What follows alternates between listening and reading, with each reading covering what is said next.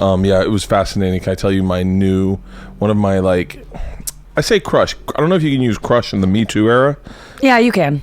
Thanks, Nikki. It's innocent. I can. Sabrina Jalise. I've always had a crush on her. She was just on my radio show this morning. I saw She's that. the greatest. I saw that, and because of that, I found out that she is on the set list. Yeah, the lineup. The lineup, yeah. That's on Netflix. Talk about progress. The lineup, I think, has one straight white male on it. I like it. Okay. Look, I'm into it. Yeah, I know you are, but that's not representative of what stand-up looks like. No, it isn't. But which is cool. By the way, it's just cool. I'm fine with it. Look, I'm very cool. I was talking to Rory Scovel, straight white male, and we said if ever we got a phone call when we had a spot, and they're like, "Hey, just so you know, we're gonna bump you for a person of color today because of," we'd be like, "Yeah, cool. I'm very cool with not going in and doing a spot." But I think it is odd. Like there was just all female feminist comedy club that opened up. Really? Yeah, I don't know the name of it, but a feminist comedy club opened up, and they're like, we do not allow straight white males on, and that seems stupid. Well, I find a lot of white males are really good at stand up, and it just happens. It just happens that there's a lot of them doing it. Now, I'd say percentage wise, it is almost identical. The amount of funny females as it is to funny males. Agreed. Percentage wise, meaning like, I'd almost argue there are more funny women percentage wise than funny men. Mm-hmm. Now, number wise, there's going to be more funny men because there's just a lot more men doing stand up. Yes. But percentage wise, I always say that women are not quote unquote funny because when we're young and we develop our sense of humor, like everything that's funny is like farts and poop, and when you're a little girl you're discouraged from ever making jokes about that, whereas when you're a little boy it's like, oh, don't do that, but that's funny. But a girl, it's like when I would make poop jokes, my mom would be like, that's disgusting, and you're ashamed for it. Your mom's still hot. She is. Yeah, your mom's probably my age, and I saw a video of you and your mom with some celebrity. My mom's definitely older than you. My mom's like 60. I think your mom's cute. She's so cute. I was just talking about it. Like whenever I'm dating a guy, I am like right away want to show them my mom so I can be like, look. Yeah. I'm gonna be good. I'm gonna be good looking for a while. Is that creepy that I love your Insta stories. Oh, thank you. And no, she'll appreciate that so much, and I do as well. Yeah. Yeah, it's not creepy at all. But yeah, I always said women are funnier women are much funnier on Twitter than men. Hands down. Okay. The funniest people to follow on Twitter are always women. Yeah. I mean, I guess. Let me rephrase that. Before Trump got elected, women were before Me Too, women were the funniest people on Twitter. I know. Now we're very serious. I can't even go on Twitter anymore. It's not fun. A lot of people are bailing on Twitter. It's just too anxiety inducing. It's all just like to tweet some joke. It just seems trivial next to kids in cages or whatever else everyone's talking about. Can I tell you, when I was a kid, I remember, I'm older than you. I'm much older than you. I remember hearing about the Red Scare, about McCarthyism. Yeah. Internment camps. Yeah. And I thought like I would be braver than I am in the moment. I know. Like there's a part of me, and by the way, this is hardcore secret time, and I don't mean this I just mean to show you like actual cowardice, what it looks like in real life. But there is like a part of me where I don't get political on Twitter. I just don't. Yeah. Because I know it alienates fans. It alienates people who would come see you do shows. Because there are things I believe. I just keep my mouth shut. I just go, you know what? Of course. The last thing you want is one more white guy telling you how the world should be run. Yeah. But even that stuff in kids in cages, that I thought when I was a kid and I heard about internment camps, I was like, oh, me and my buddies would go in, break them out, free them, who the fuck does that? And then you're 45, you're like, okay, I got a mortgage. I know. I don't want to alienate anybody. I like that you're saying this. Someone said that, like, if you want to, we always say, like, what would I have done during the Holocaust or the Red Scare? And it's like, you're finding out now what you would have done. Nothing. Yeah. I mean, look at the Chris Hardwick thing. I didn't know you're friends with Chris. Yeah. But like all of us kind of were like, I mean, this is just the natural progression of how it goes. Woman makes accusations. Everyone was taught at the beginning of the Me Too, always believe all women. Yes. Woman makes accusations. All of us stay quiet. Mm-hmm. I know. And then wait. And by the way, once those accusations are made, it's done. I mean, he has released so much stuff to help defend himself. I know. Women have come out in support of him. Big advocate Me Too women have come out to support him. But it's done. It done. Sucks. I was really. You are my barometer. You're my barometer for common sense. Thanks, Bert. Well, look. First of all, for anyone who doesn't know, I've known you for a while. Yeah. And I don't. And for number one, I know you as a comic. I don't like. I know you as a comic. I know that now you have your own radio show on Comedy Central on Sirius XM. Yep. You've had numerous TV shows on Comedy Central. You're on every fucking roast. Yeah. You're also a woman blossoming in an art form that is the last bastion of freedom of speech. It is. In a moment where it is so important to hear women talk. Yeah. But number one, I just think of you as a comic. That's it. Well, thanks. And you're like the Hardwick thing was really difficult because I feel like you see all these guys get accused of stuff and I am not friends with them. And I'm not. And then TJ Miller was the first person close to me that something came out and I was like, oh no, what do I do? What do I feel? What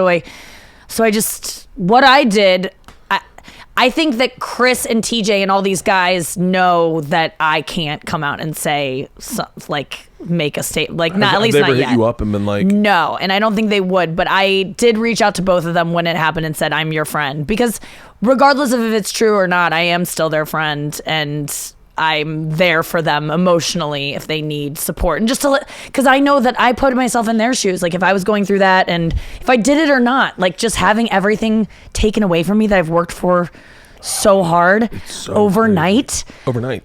I mean, I'm thinking about myself. I'm a maniac. Like I'm like, are they suicidal? Like, do I reach out? Do I get in touch with them to just keep them alive? Like, I don't know. And so that was really hard. And the damage is done.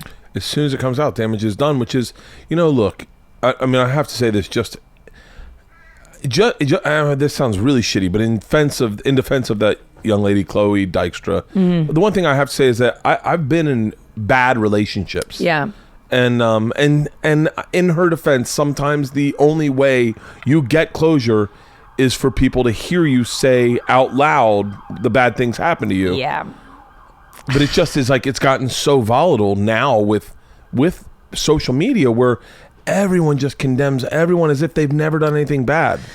Yeah, and you know what really bothered me was everyone was so quick to just throw him under the bus. People were dying to throw Chris Hardwick under the bus. So is that let's put that on the side whether or not he did it. Okay. But people were so excited. People were like blood hungry. Like you could tell people were just psyched that it was happening. And it's like, well, you shouldn't be excited about this either way. But what is that then? Because he's successful and has worked hard and achieved success, and people, other comics throwing him under the bus, being like, and making jokes about he was never funny or whatever. It's just like, what? Shut up. Like that made me so grossed out by a lot of other comedians just weighing in on his act, or like that he's, as a host, you have to be like a character type that people can be like, oh, you're not sincere. Chris Hardwick is one of my inspirations. Like as a host, I've watched him and learned through the years, and he's such a nice person. I just love him dearly, and I just was really sickened by how excited people got about it. That's what makes the truth on the side. Whether it's true or not, people were still excited. Even if it were true, they're like, yes, he's a monster, and I love it. You witnessed that firsthand, and by the way, you do not have to speak about anything about this, but like with Amy, that happened to Amy. Ugh. Worse than I've seen it ever happen to anyone ever. When she came out with her special, it was like people were excited to say not only that they hadn't seen it, but they didn't like it. And You're like, wait, you can't do them both. That's so funny. Yeah, you're right. Oh, I do not like any of these.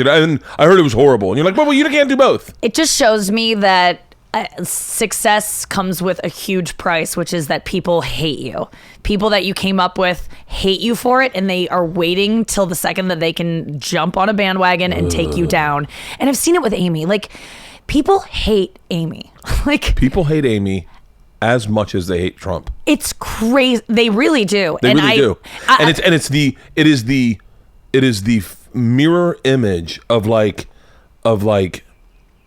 the same thing that is the liberal that very, very progressive that goes, this is like, this makes me, my skin boil, is that conservative guy who feels emasculated in today's society and sees Amy as a direct threat to that. Yes.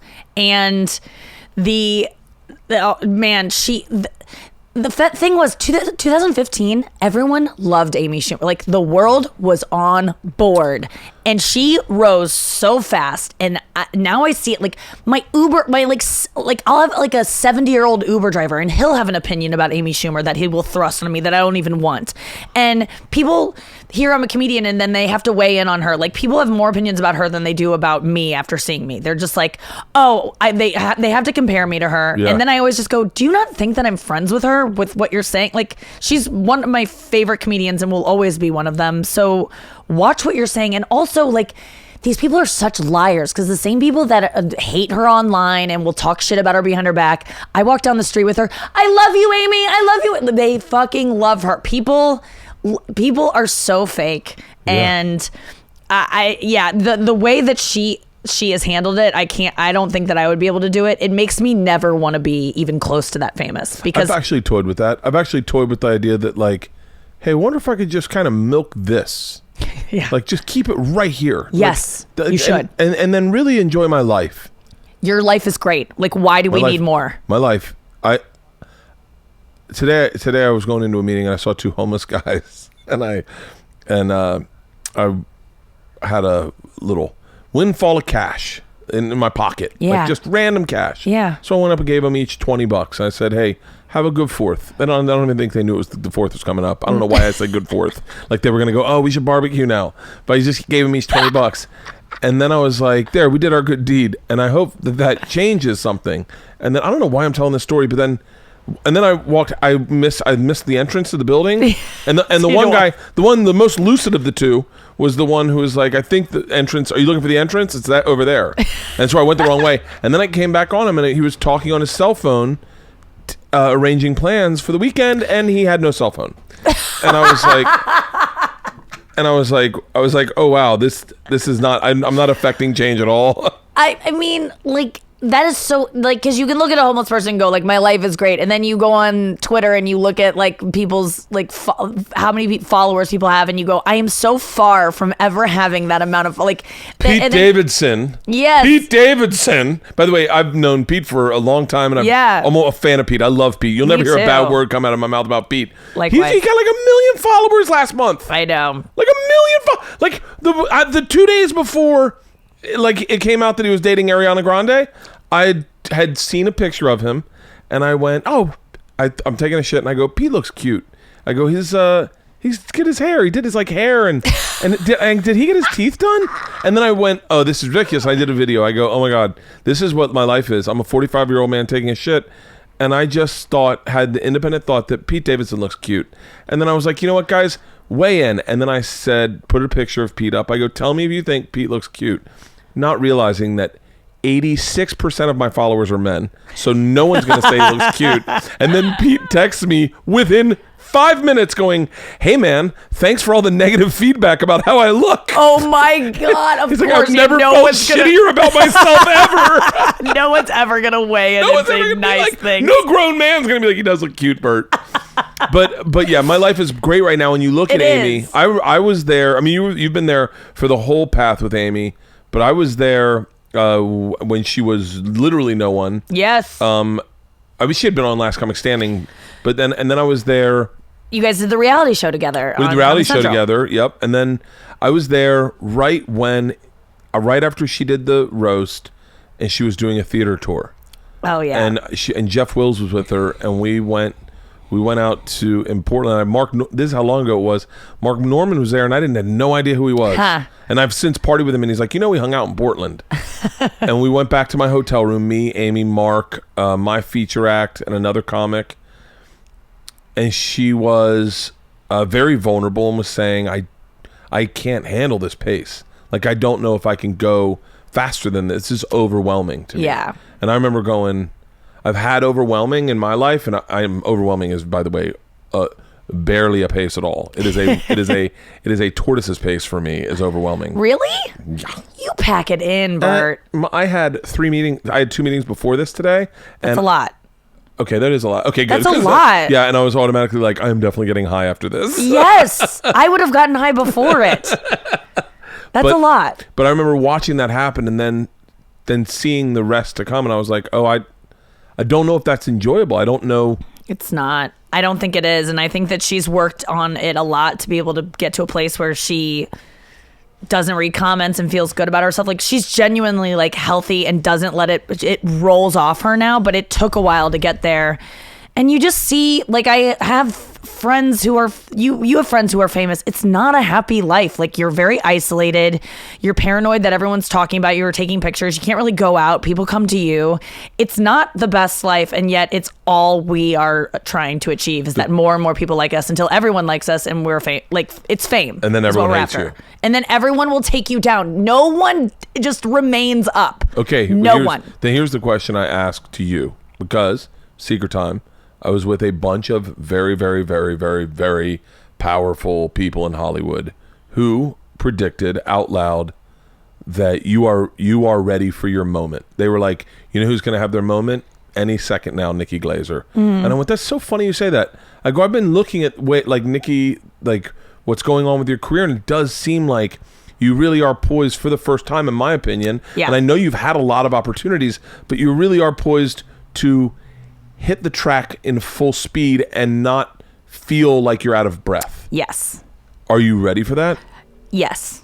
Really? Yeah. Like, I see it all. Like, I'm going to have everything I want if I keep to it. Like, I know that sounds insane, but like, I just know what I want, and I know I can get it. I know I'm talented enough. I didn't always have that, like, sense of bravado, like everything I've been given, and you feel like you're tricking people into giving it to you. And now I finally accepted that that I is feel like that. Here's what will make you not feel like it. People aren't that stupid. Like, my therapist once goes, you think you're tricking everyone? You think that executives are that dumb to give you a show? Like, you can't. Maybe a couple times you've tricked some people, and I have too, but like, everyone, no. Like, you're getting things for a reason. You're talented. People like you. They want to hear what you have to say.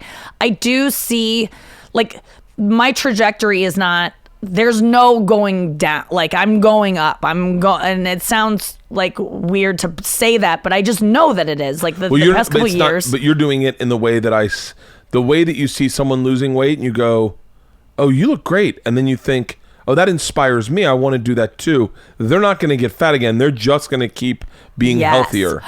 Yeah, that's how I feel. Because I've been like, I've lost weight and been like, this ain't going to last, you know? And that is how I've felt in my whole career, is like, I get these things and I go, oh, they could be taken from me. And then what am I going to do? And now I'm like, take it away. I'll go do something else that's even more in my lane. And I just know what I'm good at now.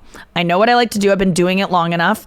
And I've kind of had this attitude now, which is like, give it to me. Make the right decision for your network, for your brand, and give me these things, because I'll blow it out of the water. Like, I will kill it for you. Yeah. And I wouldn't tell you to give it to me unless I would work my ass off and do a great job. And so when there's someone that's more deserving of me, like for the Comedy Central roast, like I just found out I'm doing it, and I was one of the last people they told, because they were holding out. Bruce Willis, yeah.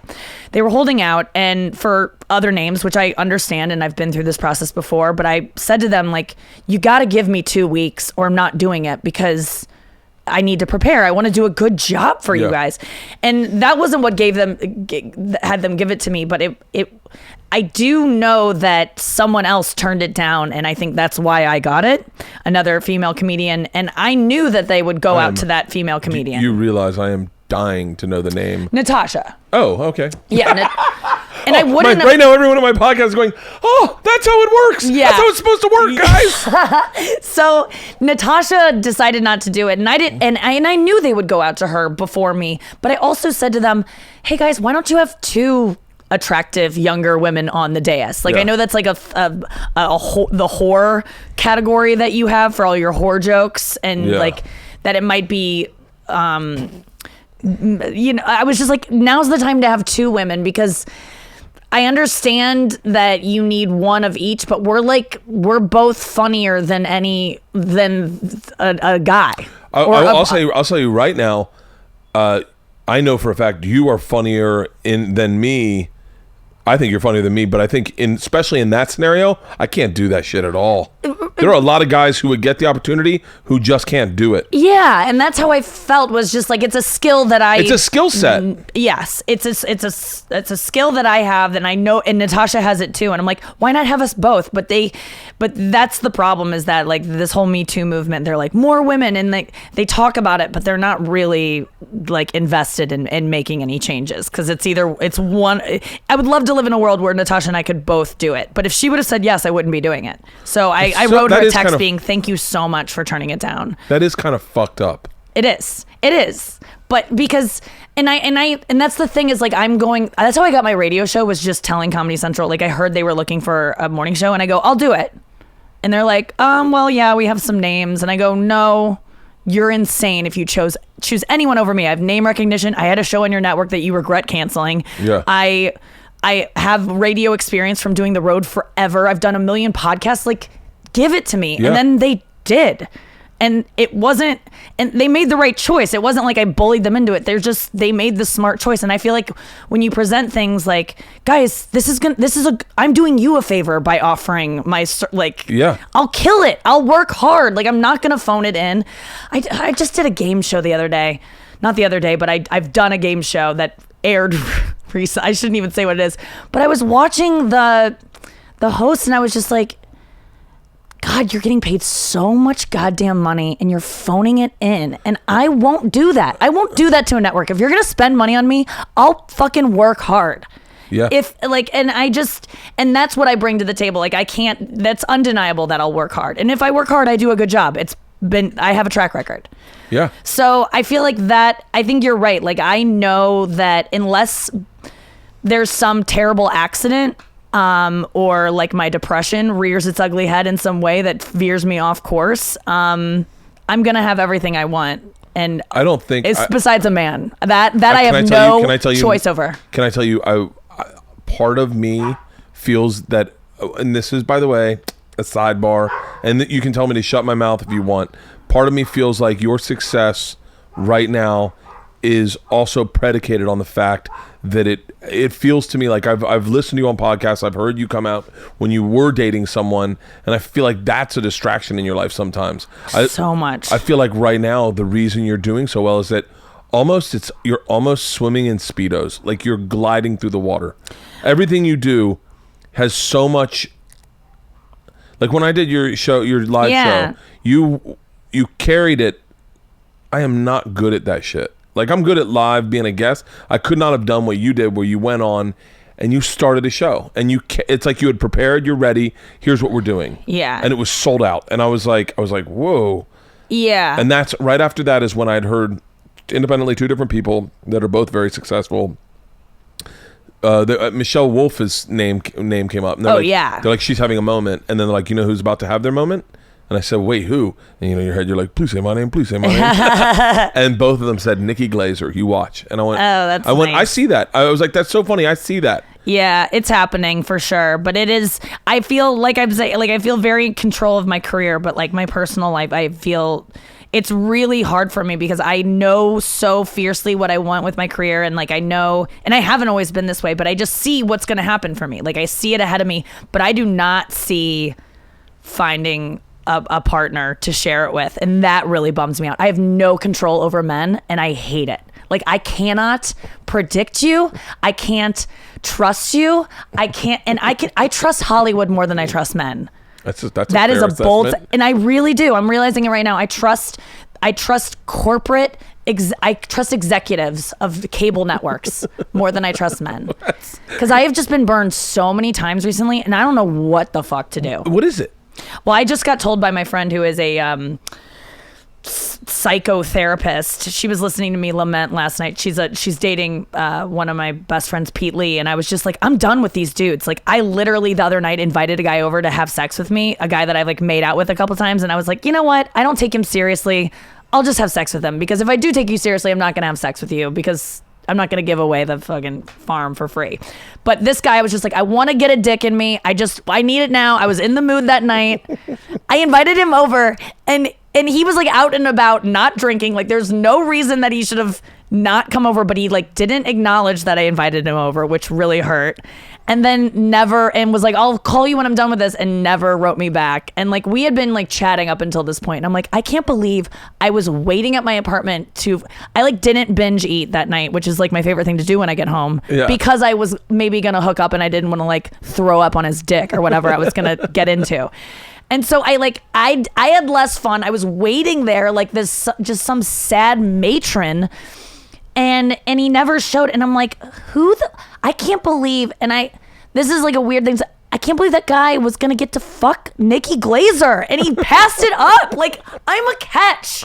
I'm good at having sex. There's a lot of guys going, whoa. I'll text you my number right now. I know. I'll get on a fucking Southwest flight. Don't slide into my DMs unless like you're like, unless you're actually willing to make an effort and like come to me and like, and you're hot and you're successful and you like are confident. Fuck, that is, that's mind-blowing to me. It was to me too, and that's why I say I cannot predict, because I thought, if I put sex on the table, which I didn't put it on the table, but here's my thing about sex is I always say like, I don't want to have sex until I'm in a committed relationship. And girls you'll go home with a girl and she'll go like, I'm not having sex with you. I've said that a million times in my life too, but I can always be convinced. I'm a hornball as well. So if you get me juiced up enough, I'm gonna need a dick in me, and it's gonna be yours. Well, you should have this conversation with my wife. She can actually not be convinced. Well, you're not doing enough convincing. We had a fight yesterday morning. The girls were still at camp, and it's like 7 a.m. We wake up, and I roll over and we start cuddling. Yeah. And then of course I start moving things towards that direction. Yeah. And then she went on to give me an explanation of how this is why she never touches me. We have no intimacy because once she touches me, we have to have sex. Yep. And she wants to be able to cuddle without having sex. And then all this, and then I was like, hey, just so you know, I was just hitting on my wife.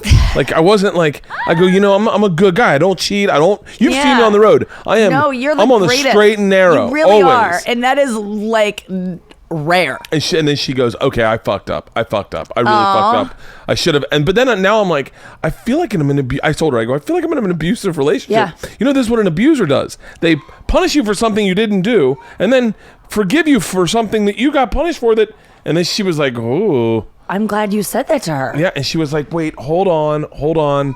Okay, I fucked up. And I was like, and so it was really healthy. That's really healthy, Bert. I love that. Because I just find that like when I've been in relationships and the guy wants to have sex, and I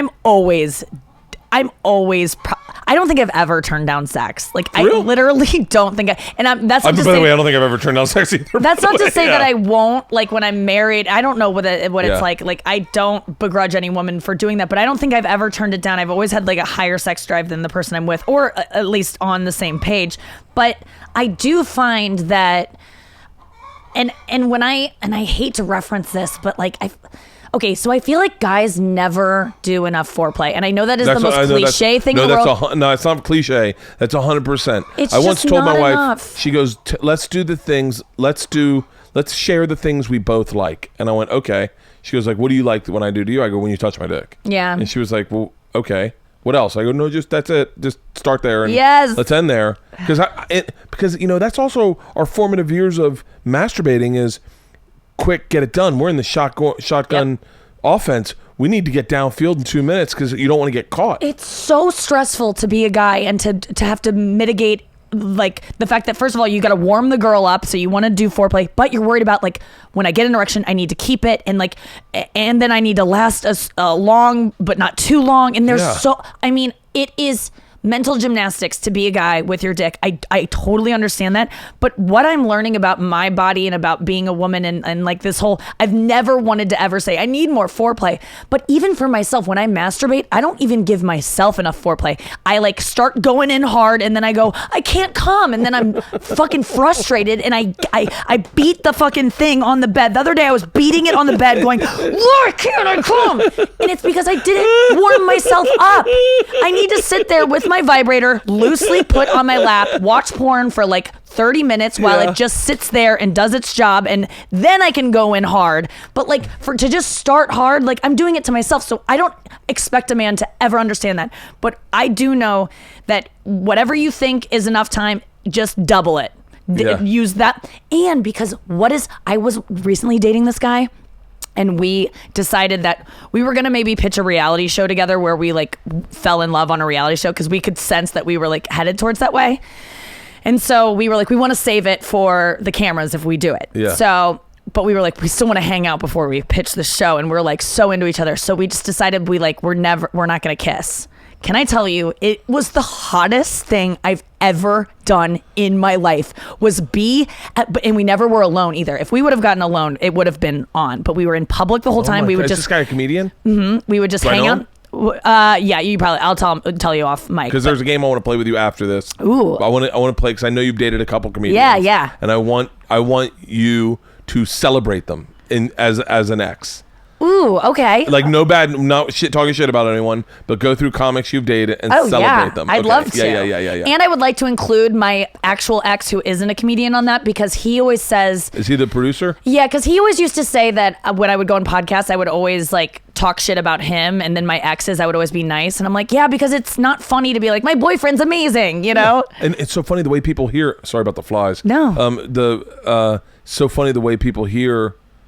Like, I always make a joke about... I had a joke that I was working on about, like, I would never hit my wife, but I have fantasized about her dying.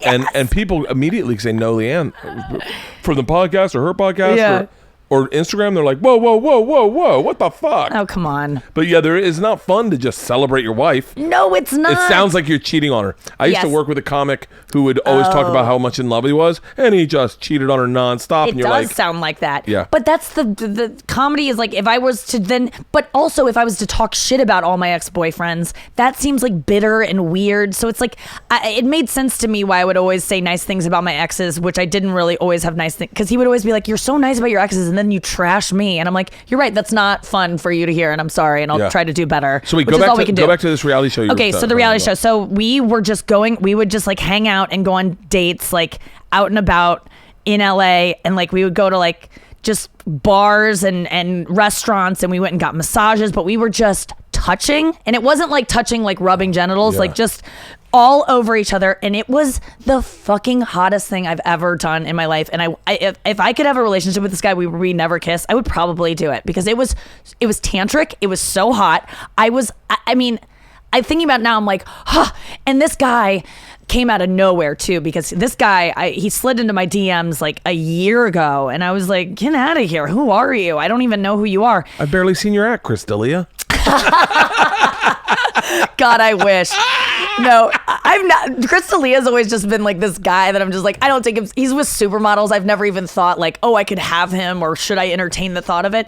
And people have always been like, he's so hot, Nikki. And I'm like, like I get it, but I don't get it. And then one night he touched my leg at this comedy store, and I go, oh, I get it. Like he just was like, hey, Nikki, and just like patted my leg, and I was like, oh God. Can I tell you the sidebar thing about D'Elia that would make that I think a girl would be lucky to have is, have you ever seen him and his dad and his brother interact? No. Oh my God, they're fucking hilarious. Really? They break their dad's balls their dad's balls so hard, and his brother is just as good looking as him. I know. And is a director, but they hang out. They have a really tight family. I like that. And he loves his dad, and he's like, his dad's like they get along great. Oh. Seriously, like D'Elia, he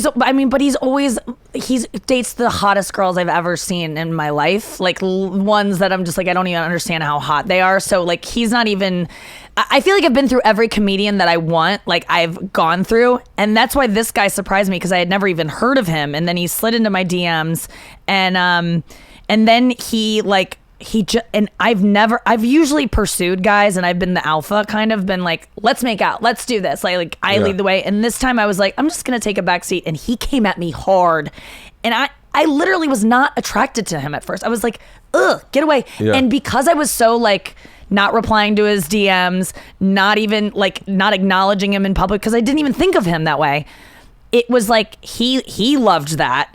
And so I used like essentially a game that I've been trying to recreate in my life for years of like acting like I don't care. But when you really don't care, he came at me so hard and he fucking convinced me. I was like, okay, I like you. And this came out, I would have never predicted that I would like you. You're way too old for me. I make a note so I can ask who this is at the yeah, end of this podcast. You will. So like there were all these things I was like, there's no way I would ever be into this guy. And guess what? I am into people who are into me. And that makes me feel good about the work I'm doing on myself, because in the past I've gone after guys who do not give a shit about me. And this guy, I was like, he actually like sees me and likes me and wants to be around me and is pursuing me. And it was hot. And that used to like disgust me because I didn't like myself. And now I like myself and I'm like, good, you're right. You should be coming after me.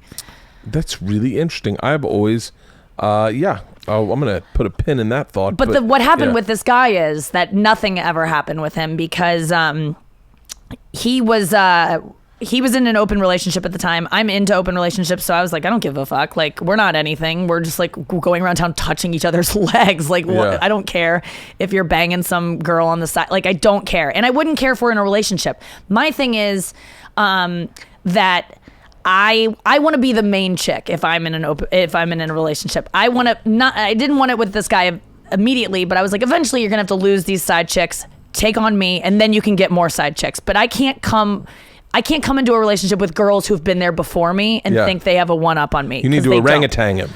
Was that what they do? I don't know. I'm just guessing that an orangutan. That is so something. I'm obsessed with the word orangutan right now because I was with Rory Scovel this weekend, and there's a way you can get pasta argentan.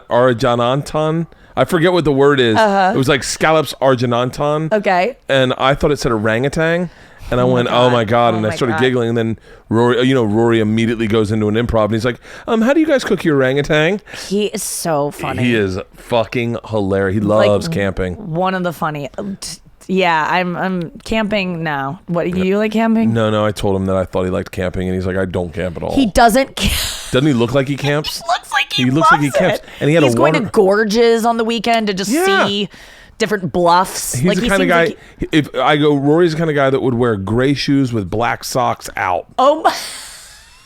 And not know that you're not supposed to do that. And shorts. Like I think, and has a carabiner on his Nalgene. Yeah. Puts his keys on his belt loop. Oh yeah.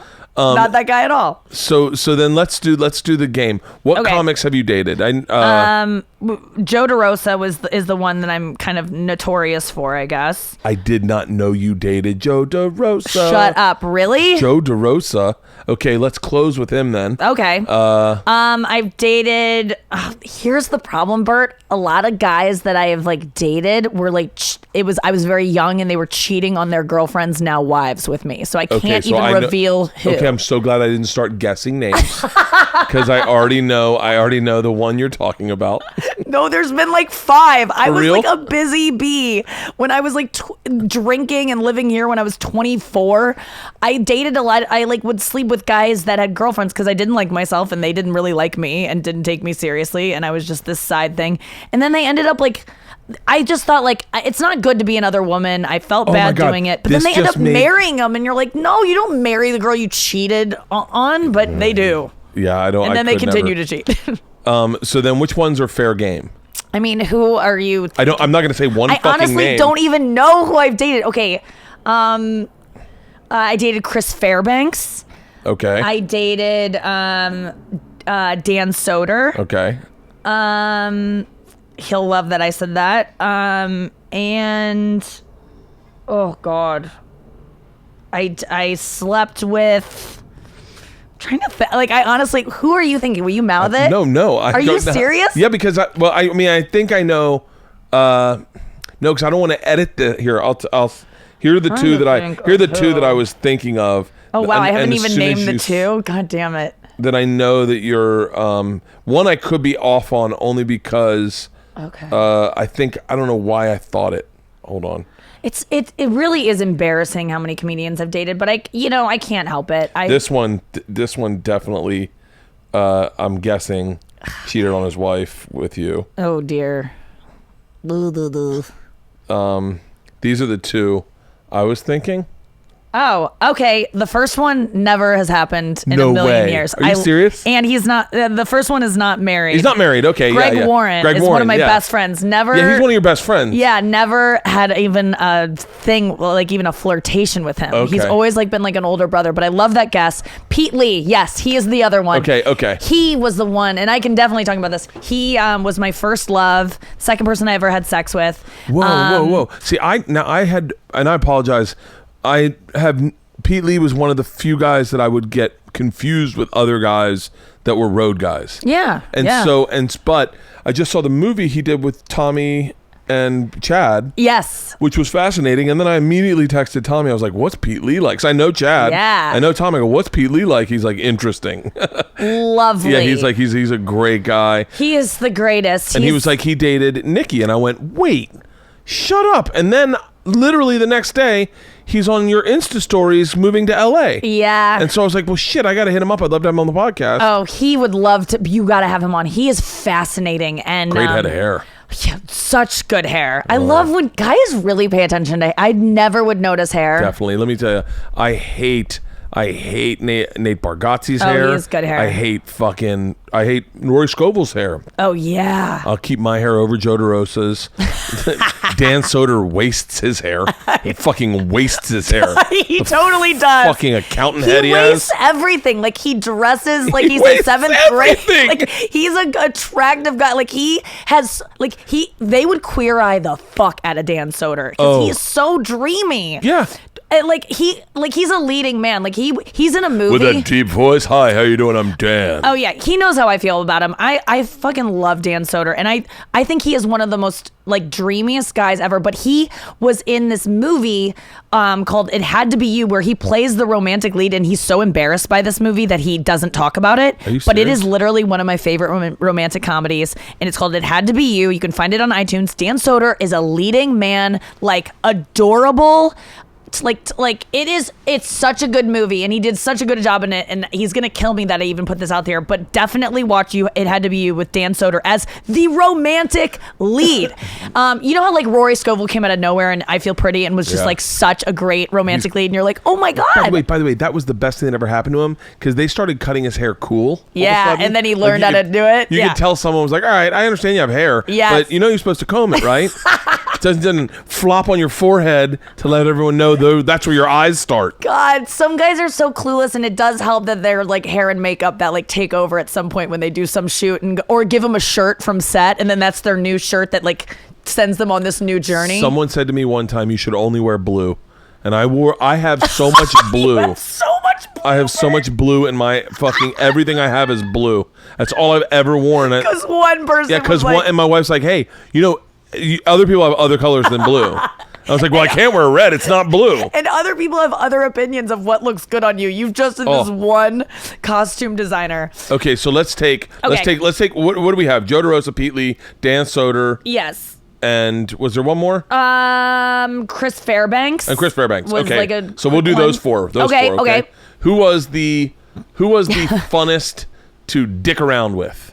Just fuck around during the day, make you giggle, and not trying to be funny. Okay, so let me just like quickly walk through, like each of these were not real relationships. Like Pete Lee, I fell in love with over a weekend when he was featuring in Kansas City for Harlan Williams, and I was doing a guest set because I lived in Kansas City going to college. Interesting. I was a senior in college. I did a guest set. So you were just barely into stand up. Barely into stand up. It was crazy. Okay, so these are unfair representations because I bet Pete, you were probably blown away that a guy whose brain was only comedy. Well, and now Pete is one of like literally my best friend, and so I knew who he was instantly then and now. Like he is a treasure of a person, and when I met him, it was like love at first sight. I went backstage at the Kansas City Improv. You've been there. Walked in that green room. He was eating a salad, and I remember I turned the corner and we locked eyes, and I was just like, oh my god! Like I had we were both like, whoa, and I'm like, I'm Nikki, and he's like, I'm Pete, and I'm just like, this is weird. And then so I go to the back of the room to watch his set. He goes on stage and he does a joke in his act where he's like, I have a girlfriend. I don't cheat on her. I'm only allowed to cheat on her on Wednesdays. And it was a Wednesday. And I go, this guy cheats. I'm going to get him. He did that joke for me. Because I know I've done those jokes before where I'm like, I hope that guy that is watching so he knows that he can bang me. Yeah. And so that weekend he was dating a girl of like 2 months at that time or something like that, and I didn't really care because I didn't like myself, or so I only was interested in guys with girlfriends because they couldn't really like me. Is that girls who cheat? Are they? Is it? He just got married to her. Oh wait, sorry. When you said it twice now. I'm scared of intimacy, so they can't be intimate with me if they have a wife or a girlfriend. Jesus. So I'm scared of like all the attention being on me. I'm scared of being I'm scared of like breaking a guy's heart too. So like I can't break your heart if you're cheating. Oh my God, that's so funny. I have cheated not on my wife but on other girls. Yeah. And I look at it as, once you cheat as a guy, you're in so much deeper than you ever wanted. It's different than a hookup. Oh, really? Yeah. Part of the reason I don't cheat is that I love my wife. Obviously, I love my family. I love my house. Yes. But the other part is that like I only have that much room for that much commitment to one person, and I can't share that. I can't share what I can give to her with other people. It's just too much. Yeah, I think a couple guys did. Like Pete definitely. We fell in love, and he was very conflicted. We just spent one weekend together. I did have sex with him because I knew that was gonna like get him. Like I was like, I'm gonna have a good showing here, and that is gonna get him to go back to New York, break up with his girlfriend. I'm gonna graduate college in 1 month, and I'm gonna move to New York, and we're gonna be together forever. Oh, boom. Shut up. So he left. We were both like crying when he left, like in the rain. Like it was dramatic. And we spent like 3 nights in a row together, and he drove through the rain after this college gig that he was doing after his weekend in Kansas City.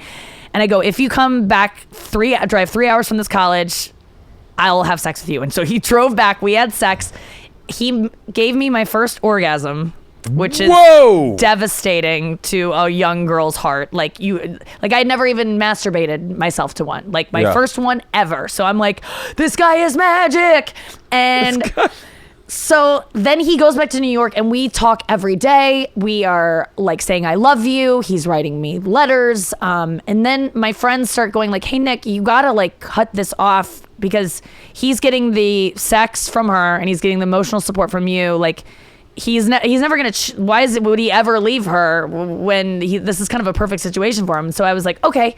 So I said, Pete, you need to break up with her, and you can't talk to me until you do. And so he was like, okay. And so it went a month, and I didn't hear from him. And then he called me on my birthday, and it was also the day after my Last Comic Standing, my first time on TV, aired, because I had taped Last Comic Standing when I was in college. Are you serious? Yeah. I was a senior in college. I filmed it. I met Pete Lee weeks later. And then a month after that, or 2 months after that, it aired. And the next day was my birthday. And he called me, and I was on the beach with my friend in Venice. Like, we were here on vacation, me and my friend. I was staying at Tig's, who I met on Last Comic Standing, who let me crash at her place with my friend from college. And I'm on the beach, and I'm like, Pete? Like, I think he's calling, and he's like, hey, Nikki. And I'm like, hi. And he's like, you were great on TV last night, and happy birthday. And I was like, did you do it? And he was like, I can't. And I was like, what? Because I was like, there's no way he's not going to choose me. Like, there just is no way. I felt like this is essentially how the girls feel on The Bachelor when they are down to the final two, and they're like, there's just no way. I've heard these girls say that. There's just no way. And I thought, there's just no way. And he was like, I can't do it, and I'm so sorry. And I was like, I hate you, and I'm so angry I ever met you. I will never talk to you again. Hung up the phone, didn't talk to him for 11 years. And now he is my best friend. Oh my God. I go, this guy thinks that he's just gonna exist in comedy, and I'm not gonna, I'm just some girl he met on the road, and I'm not gonna be haunting him the rest of his life. He's sorely mistaken, because I was in his sphere all the time, and I was terrifying to him. He still says he has PTSD. Like, when he sees me, there's something in him that kind of has this fight or flight response, because I like hated him so much. And he ended up marrying the girl that he chose over me, and she found out about me, and she said, you need to make a choice. Like, I get that you did this, I forgive you for it, but you need to make a choice. Is it me or her? And he chose her, which I'm thank God he did, because we would be so divorced by now. We would have gotten married, like we would have, but we would be so divorced right now. We'd probably be in the same position of like friends that have been in love before. But he chose her, and like and I moved to New York, and he was living in New York, and when I moved to town I would see him. I would like run into him places. One time we were at both I had Nikki and Sarah live on MTV. He was taping Best Week Ever. They shot on the same floor, and I remember that day I was like, Pete Lee is on this floor. I cannot fucking believe this. And we ended up in the same makeup room, and he said that the same makeup room we were at, like, I didn't say anything the whole time. He sat down and was like trying to be nice, because Pete's just like he was just trying to make peace and like not step on any, and not anger me or rile me up. And he was there, and he said that I walked by him and go, "Hi, Pete." And I just walked by, and he said that his makeup artist literally wrung her hands and was like, "Ugh, what the fuck was that?" Like, no one, like, she was like, it was palpable. I hated him. And now I love him more than ever, but it took a while. It took me going through a breakup, him reaching out and being like, him divorcing that girl, and being like, "Hey, I didn't reach out to you ever because it was a promise I made to my wife at the time that I would never talk to you again." Yeah. And so I honored that, and now we're divorced, and I really am so sorry for what I did to you, and I would love to like get coffee sometime and talk about it. And this was at a point where I was with my boyfriend, and I was like not interested in making new guy friends, and I still had a grudge to hold with him. And so I was like, no, not interested, thanks. This can be our closure, but like I don't want to be your friend. And then I broke up with my boyfriend, and I was like, oh, that Pete Lee might be single, and we had some good times 11 years ago. I wonder if he knows how to do that trick. Yeah, I haven't had one of those since. And so I kind of slid into his, like, and that was 2 years prior that he had emailed me, and I hadn't talked to him since, but I reached out to him and was like, let's hang out. And then we started hanging out, like being like, are we gonna hook up? Like, we started talking intensely on the phone, and he had a girlfriend at the time, and we were just friends. There was no set, like, I want to be clear about that in case she's listening, that we were just started out as friends again. That was like we were like, let's talk about what happened between us, but let's be friends.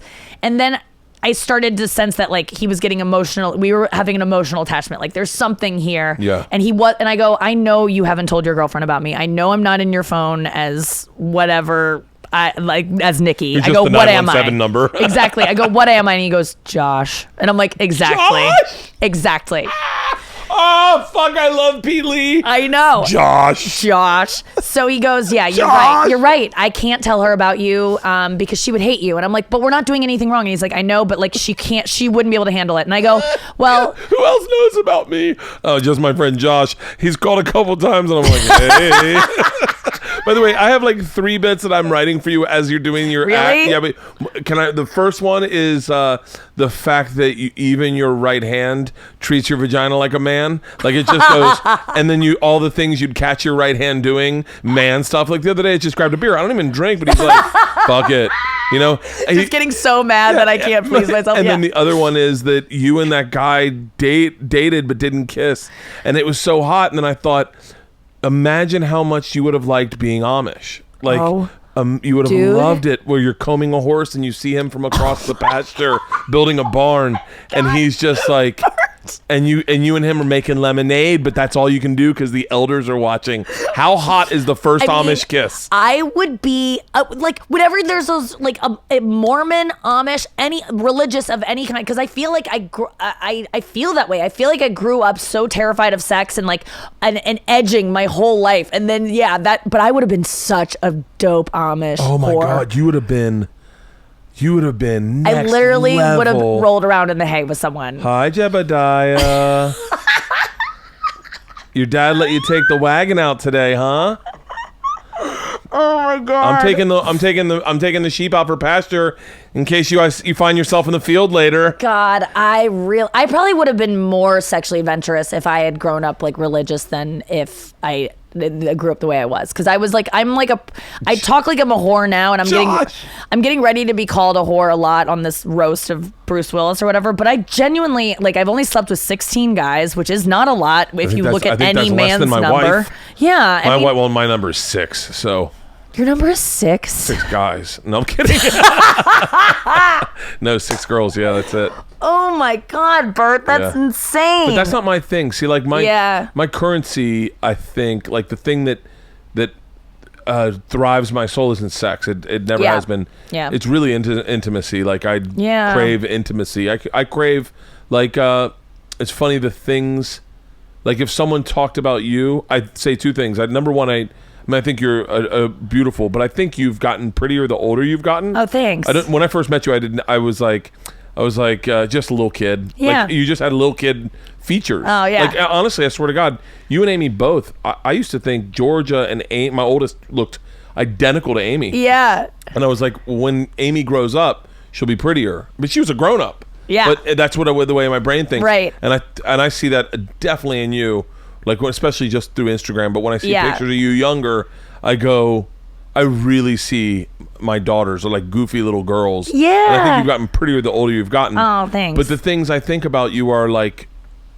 ball breaking, or like I remember just like little insights I've gotten from you of like remember when I had that fat booth and I took a picture of you with fat booth? Yes. And you're like, you're not allowed to post that. Yes. And I was like, what? And you're like, that's what I think I look like. And I was like, huh?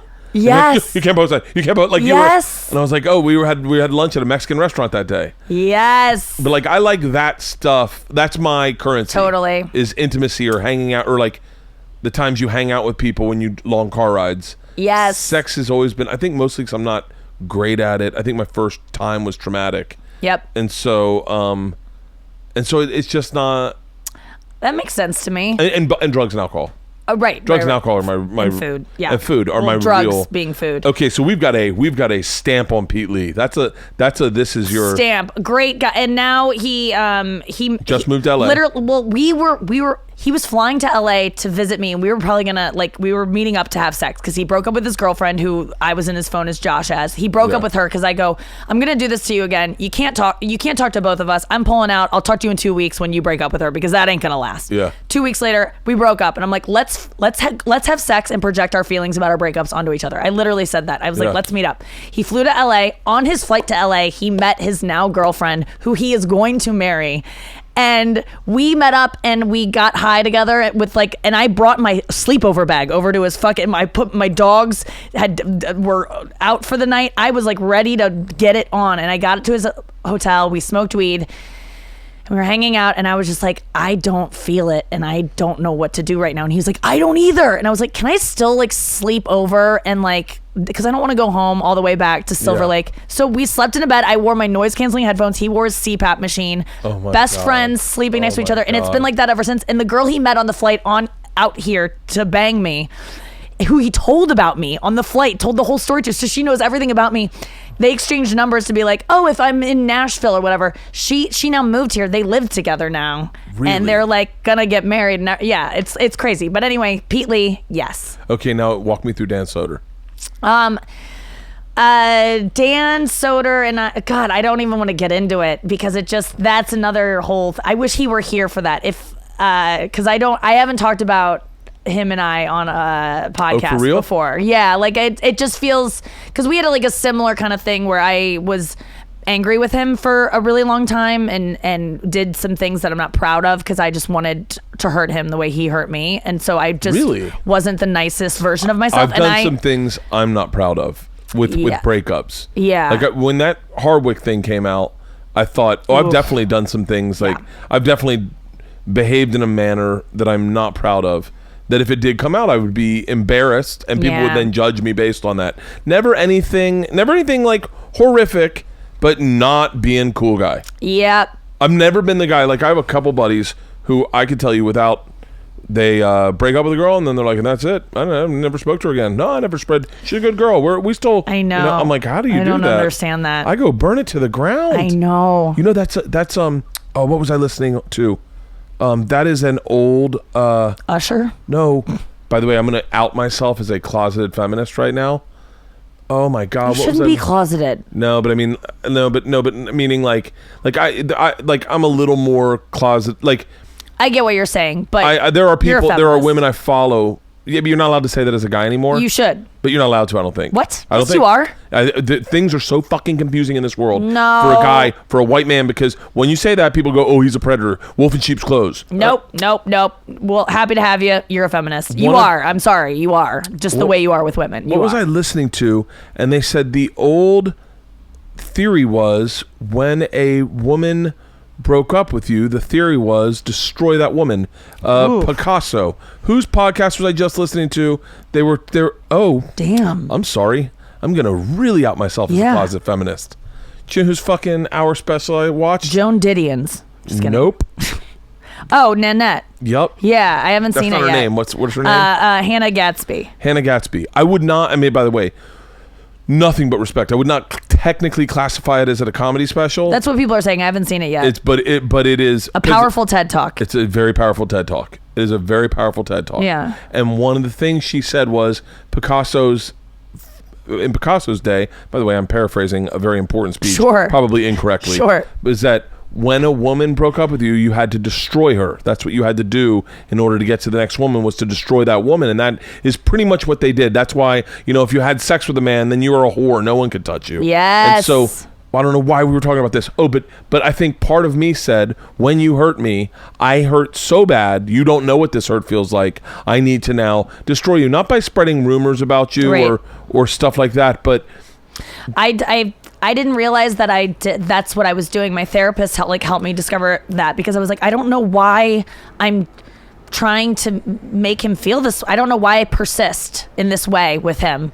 And she was like, because he hurt you and he doesn't understand the pain that you feel, and you want him to get it. So you're trying to give him that pain. And I'm like, that's exactly it. And it's in that. And if I can just give advice to any men who hurt a woman, or because you're going to hurt women. Good guys are going to hurt women. You break up with them. You break up with someone who likes you more than you like them or whatever. It's going to hurt.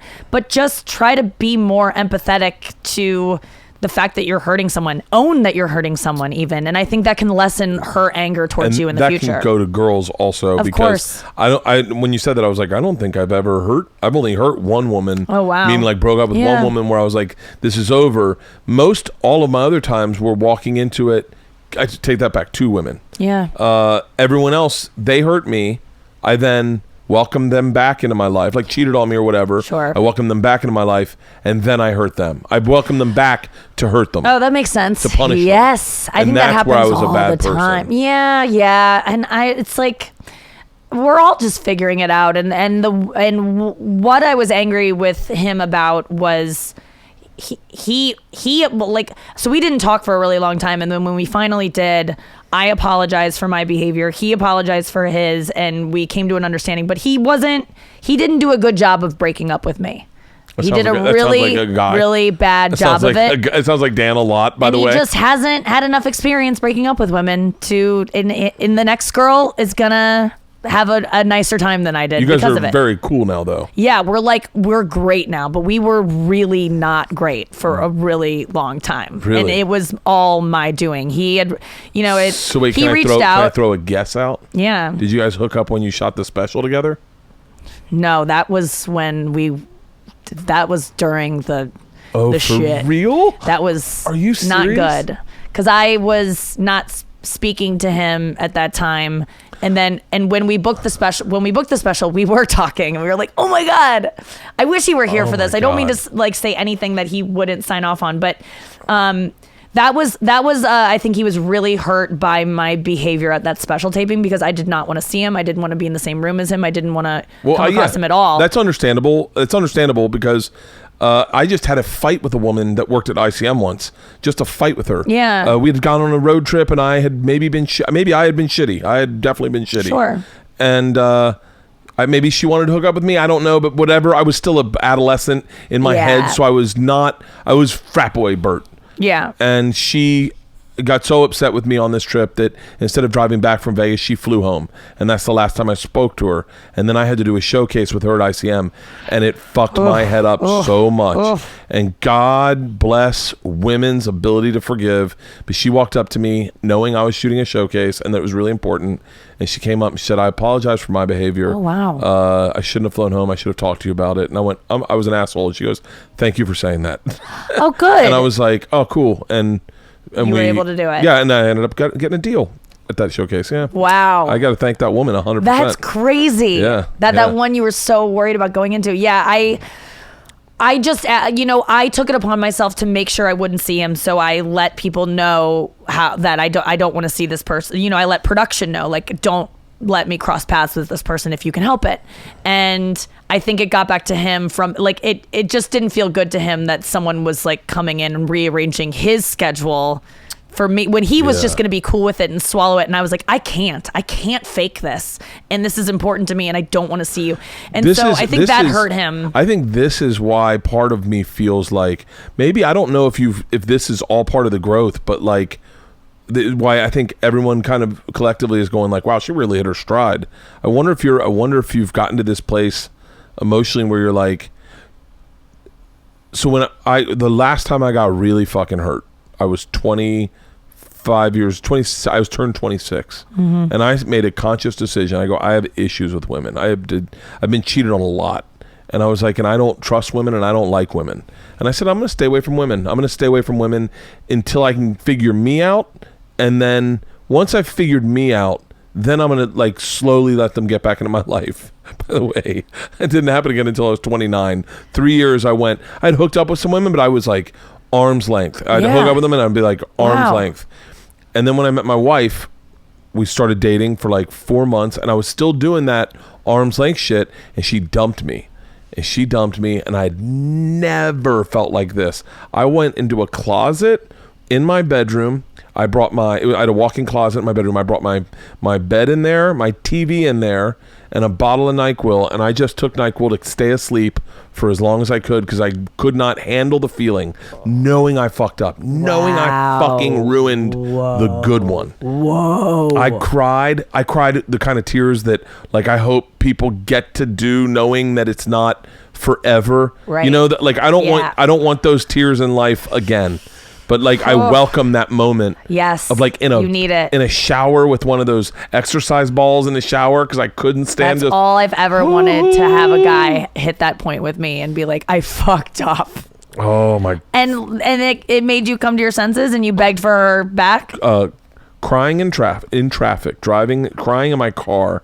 I made her a mixtape. I love this. And I put it on her. The whatchamacallit car with a letter apologizing for everything. And she came back. I think she went to a Black Baptist church. My wife's a redneck, so the closest thing she had to like a church, she had to go to like Compton. Oh my god! And came back in a sundress and was like, "I think we can work this out." And I was my god! I was like, my god! I remember I was jogging down Outpost the day she came back to she was waiting at my house. I was jogging down Outpost. And I was like, I gotta get healthy. It had been like 4 days. I was jogging down Outpost and I said to God, I was like, God, if you're listening to me right now, I will never fuck this up. I will never ask for another woman. I will never look at another woman. I will never cheat on her. I will never fuck this up if you just give her back to me. And I heard God say, you know what you just said to me? And I was like, oh, hold on. What did we just say? And I was like, yep, I'm in. I need her that bad. And I went home and she was at my house. And I was like, whoa. Yeah. One of those moments with God where you like believe. Oh, hardcore. But I wonder if that's I'm curious to know your path in comedy. What time do you got to get out of here? I got to go. I'm doing Tom Segura's podcast at 2, so I've got time. Oh, that fat fuck, huh? Yeah. I'd be curious to know like your path in comedy, meaning like I didn't realize you started in college. Yeah. So I'll path it out. You weave me in. Yeah. What was your thing that got you interested in comedy? High school, Conan. Really? Conan O'Brien. Then stand-up comedy. I didn't really like consume like Saturday Night Live, Conan, Seinfeld, Friends. Those were like my like I loved the comedy growing up, but I didn't even think about stand up as a real career. And then I just was like, oh, I'll be an actress because I wanted to be on screen and on TV, but I wasn't like really good at acting. Like I auditioned for like thank God theater you didn't school just and do stuff. Acting, so that'd be a waste of talent. Well, thank God they wouldn't have me. And so then I became. Long story short, I became severely anorexic my senior year of high school and was hospitalized, almost died. I convinced everyone I was fine. I went to college my freshman year alone to this school that I was already planning on going before I got sick. I was over the summer hospitalized and my parents still let me go, thank God, even though they shouldn't have, because I was literally on death's door and I wanted to die. Like I was starving myself because I was like, my life is hell. Yeah. So went to college, and because I couldn't make friends, no one wanted to be friends with me because I looked like a skeleton. Like I looked like one of those people you see out in public and you go, oh my God, that girl's anorexic. Like that's what I looked like. I'd just gotten out of Auschwitz, like crazy skinny. And I couldn't make friends. Like no one would talk to me or be friends with me. And so I just adopted this larger than life personality of like really just being funny. And I was always funny, but I was quiet growing up. Like I did not have a person. No one would have been like, she's the class clown. And I just was like, I'm going to be the fucking class clown. I have nothing to lose. And then people started being like, you should be a stand-up comedian. And then the second I heard that, and I wanted to die, like I was going to die. And that was the plan, especially because I couldn't be an actress. I was like, if I can't be on TV, then I'm not going to be like a teacher. When I'm going to eventually kill myself either by starving or some other way. Cause like, that's the point of my life is to be on TV. And then when people were like, try stand-up comedy, I was like, okay. And then I Googled Sarah Silverman. I saw her and I was like, holy fuck. Not only is she a woman doing this and she's killing it, but she's my favorite person I've ever seen do it ever. Like it blew my mind. I remember seeing her for the first everything, by the way, and this is what makes me angry about the equality in comedy that people are trying to push, is that like we all felt that same way the first time we saw Sarah. She was in sweatpants and a sweatshirt and she was like, I was licking jelly off my boyfriend's cock the other day and I thought, ugh, I'm so turning into my mother. And I was floored, and I was like, I want to be like that. I didn't be like, I want to be like that, but a dude. Yes. I was like, I want to be funny. Totally. She eclipsed male, same female. With Wanda, same with you, same with Amy, same with like across the board. And that's what's frustrating, is that there are a lot of guys I see and I go, I don't want to be like that. Yeah. And there are a lot of women I see that I go, I don't want to be like that. Totally. But like, yeah, I don't. But the women for whatever reason catch more heat when they're not funny because because there are not funny women working and out there that I'm like, I would it's like kill when an myself Asian before can't drive. Yes, exactly. And you're like, of course, Steve Byrne. Exactly. Of course you're gridlocking. So wait, can you pinpoint when anorexia started? Yeah. Oh, the day. Really? The fucking day, this might be the most important things ever said on my podcast. Oh my God. Because Isla said to me last night, she said, she goes, hey, Dad, there's a girl at camp that had like these lines on her arms. What is that? And I went, okay, this is super important. Because I know that cutting is a thing, and I know that now I'm introducing this into her life. I'm explaining that this is something that people use to cope with bad, unhealthy feelings. I was like, I need to be careful with this. I was like, Leanne, a little help. Oh, I'm so glad to hear that it wasn't her like dabbling in anorexia, because it is, once it takes hold, it's like it's almost too late, and you just got to get through it, and you can get. It's just. But what I'll say about cutting? I've cut myself a couple times because other forms of like taking care of my feelings, like drinking or what, I hadn't even come across them yet, or like. But I remember thinking the same thing Isla did of like, what is these? Like, what's cutting? And then finding out and being like, why would you ever do that? And then one time I got caught I was 19 and I got caught shoplifting, and for the first time in my life was compelled to cut myself. Like I got caught, I got let go, I didn't get arrested, so I wasn't punished. I needed to punish myself. I hated myself for it. I was embarrassed, and I just grabbed a scissors and did it. And and then there was one other time I cut myself, I forget what that was, but there's only been 2 times in my life, and it was like so it's not something that I think someone's gonna be like, does this feel good? I'll explore this. So like her knowing that that's something people use to cope wouldn't make her try it. Yeah. But like if the demon inside her wants to grab something, it will happen. I didn't even know about cutting and it happens. You know what I mean? Like it wasn't something that was like, oh, I can do that one thing, I'm going to go do it. It was just like, I need to put this in my arm right now, and I don't know why. I would have done it even if I didn't. It was crazy. And it's obviously something I wouldn't do now because I'm too vain to like give myself scars. And I know there's places you can do it where you don't get. Listen, okay. Anyway. Wait, talk about anorexia though. Anorexia. The moment it happened for me, I was always like struggled with my weight. Not always, but for a couple years in high school after I started doing plays and stopped doing field hockey, where you run 6 miles a day. No wonder you're thin. And then you stop and you get kind of fat. And I ate cereal for like all the time in between meals, just eating cereal. So I was like kind of chunky, and I hated myself for it.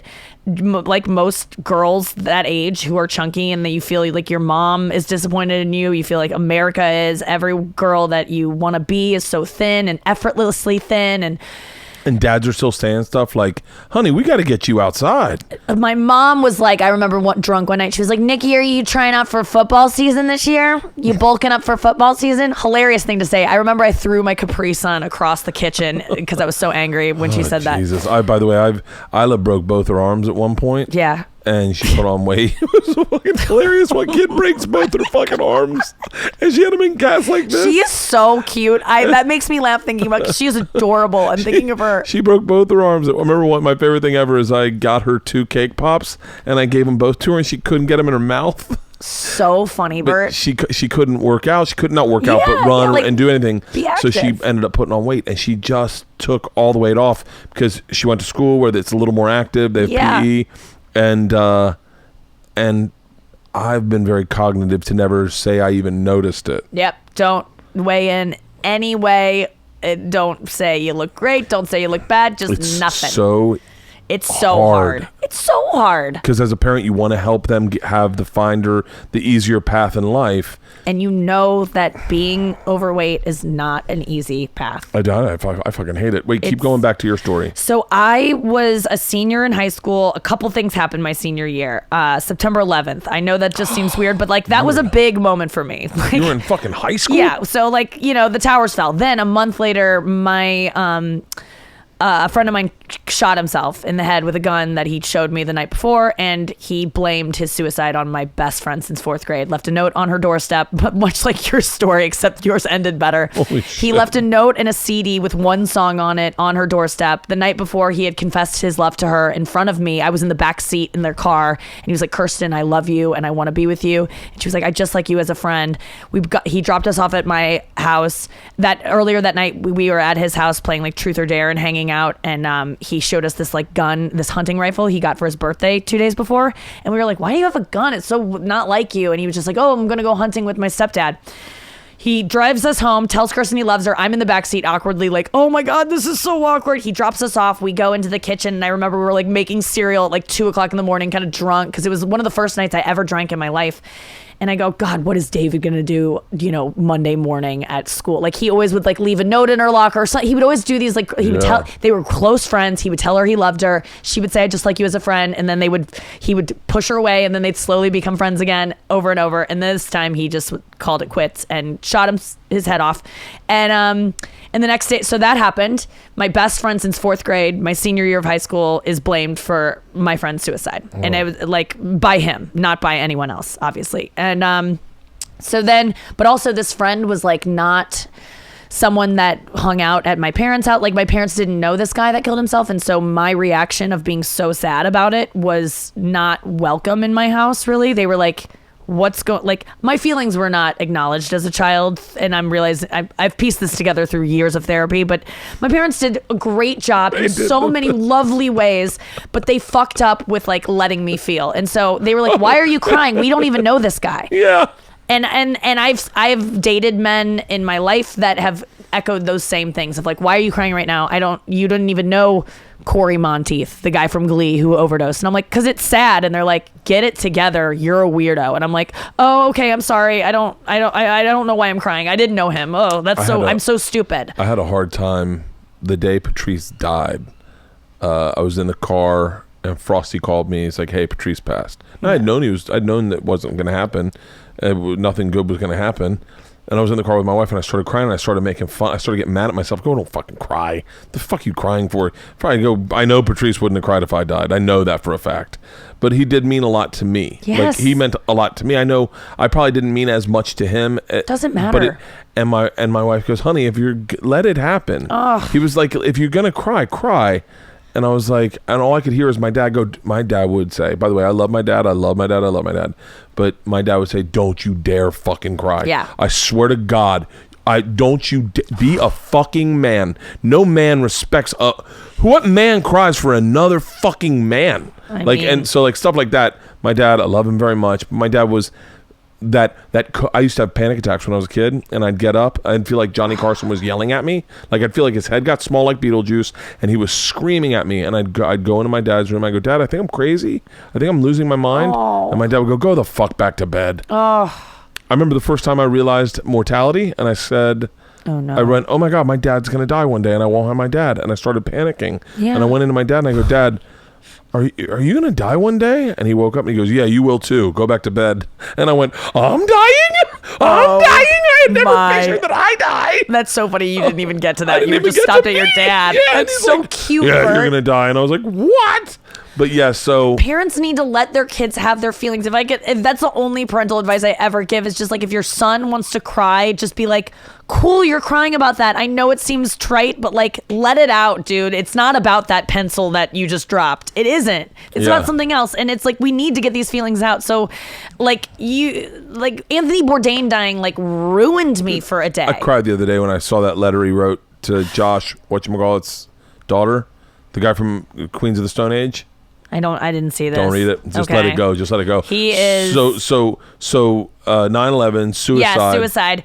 Didn't get to feel my feelings, and then so the suicide happened in November. March, this guy that I liked forever, one of the most popular boys, like took a liking to me. I think you know what we did? This is what happened.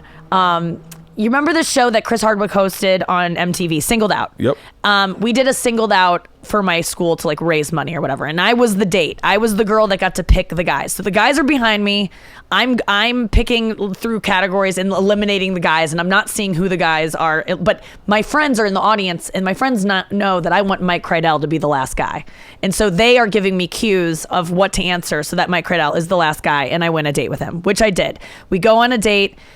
We like each other. I feel like, oh my God, he likes me. And I had never had a boy like me in many years, and that I liked, and that I was maybe gonna kiss. Like I had only kissed one boy, and it was when I was drunk, and it didn't mean anything. And so I was like, I felt feelings for someone felt feelings for me, and I got like excited, like that excited, nervous energy. And one day I just like couldn't eat because I was like, oh my God, I'm gonna see him after school, and like I just didn't eat one day because of nerves. Like it happens to me still. Like if I fall in love, you don't eat as like whatever it is. Clusterfest. I didn't eat.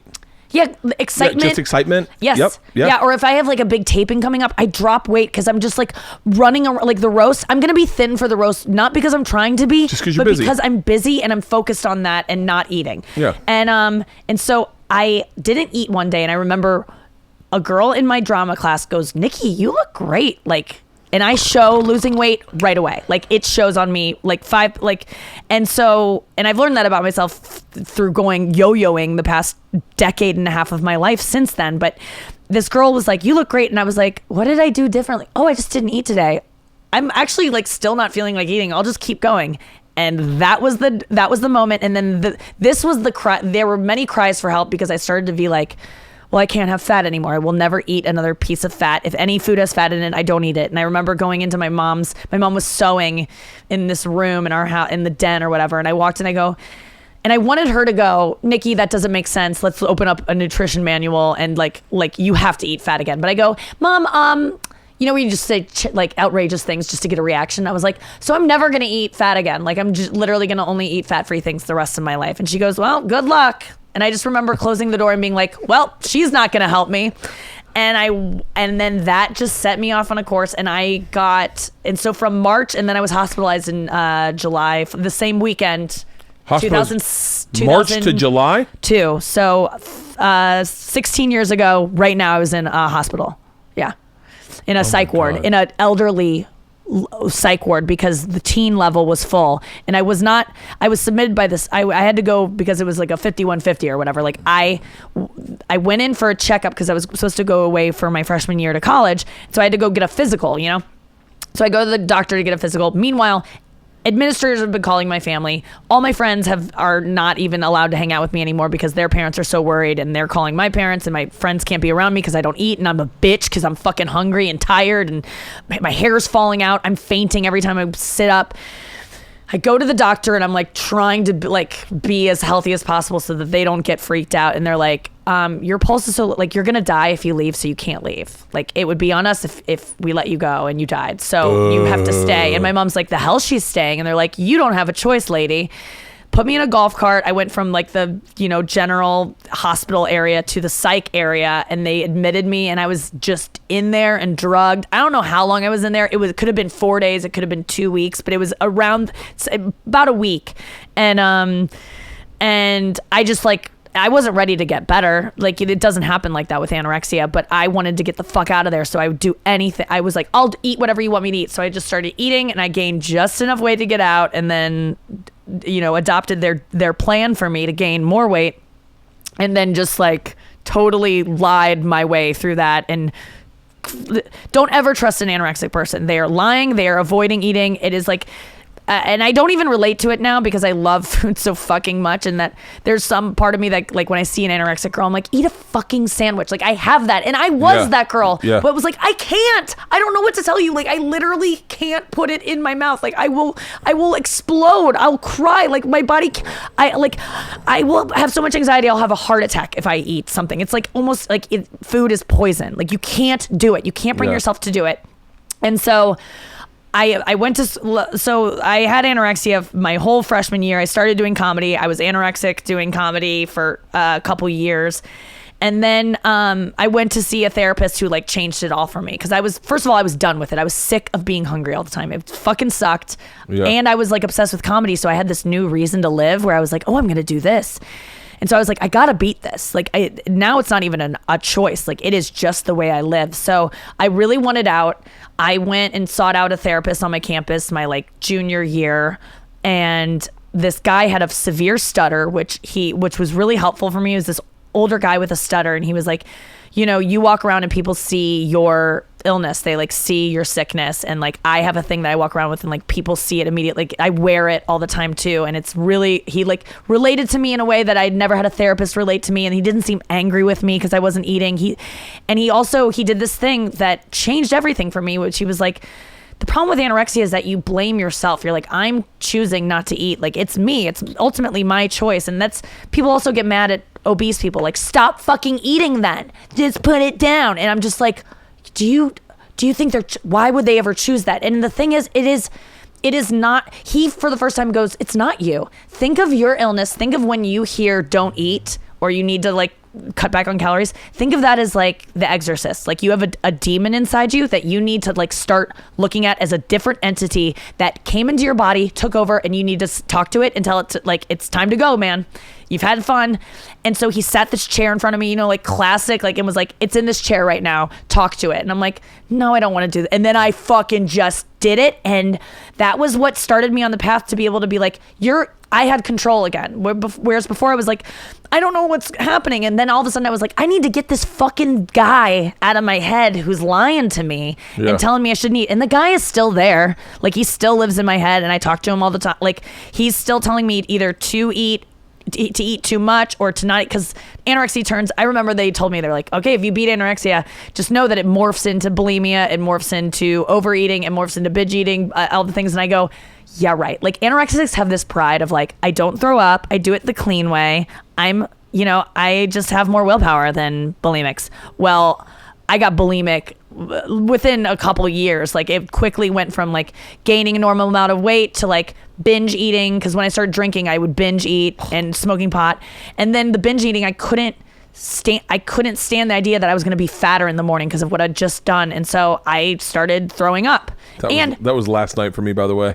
Yeah. Last night I made the girls pasta. I never eat pasta at night. I never eat pasta at night. Yeah. And I made 4 bowls. I made everyone a bowl, and I had my bowl, and I was like, that's enough. I'm done. It's 9:00. I won't eat again until 9 a.m. And then the girls hadn't finished theirs, and I ate all 4. I finished everyone's, and then and then got in bed. Goes, what the fuck are you doing?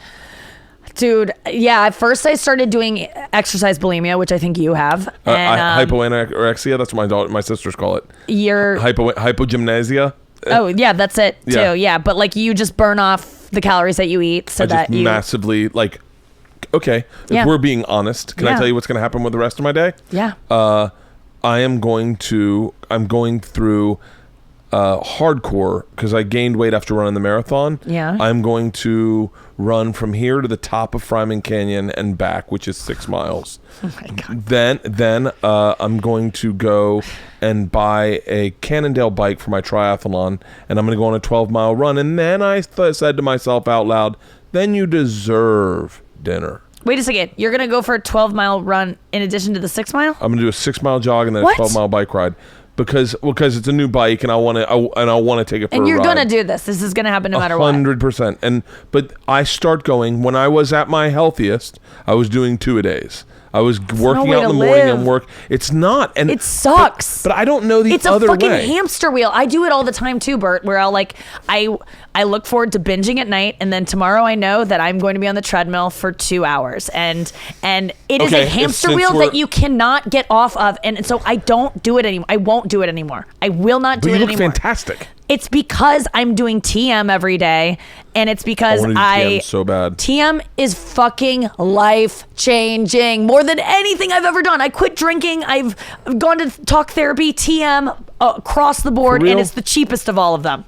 I want to do TM so bad. It's so good. Tosh does TM every morning. Yeah. And that's everyone, like, when you look at people and you're like, they're successful, I want what they have. They all fucking do TM. And that's a common thing. If you do TM, you're successful. Wait, can I tell you the end of my night? Yeah. After the bike ride, I'm going to take a Xanax and go to bed and not eat dinner. How the fuck? Bert, I love you for being so honest because that is so fucked up. But then I'll feel good. I'll feel good 4th of July. Oh, and I'll go. You're going to eat so much. And I'm going to eat like a fucking savage. I'm so excited about your 4th of July. I bought 12 pounds of beef to make burgers. You have that's the end of, you see it in the distance. It is in the far distance for you though. I can't put things in the distance that far from me. Like, I will go to the gym and then my thing lately, like, I find that I've been smoking a lot of pot, and I feel like just yesterday I reached a point where I'm like, I don't even like this anymore. I'm not enjoying this. So I'm taking a break. But with food, I eat in the middle of the night. Like, I'll wake up to go pee, and then I'll just go like shove 2 protein bars in my mouth. And then I wake up with like wrappers all over me. My sister does that. Hardcore.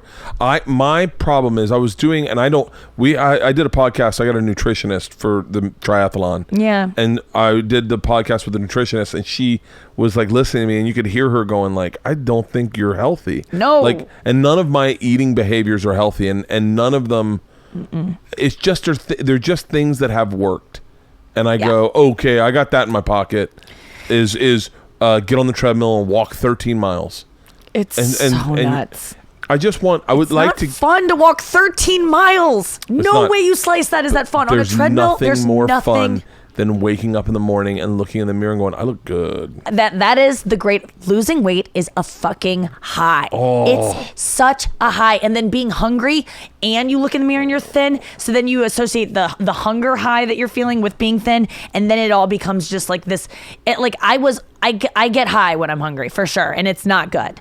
And I have to like remember to like eat because I'm like, this isn't real. And I fainted on stage once, and that has made me terrified of ever being malnourished. Like I was like anorexic again. I was falling back into anorexia like right before I went to the Montreal Comedy Festival in 2007. It was that whole thing of like, there's something coming up, and it was just this nervous energy. I wasn't eating a lot. And then I was like, this feels pretty good.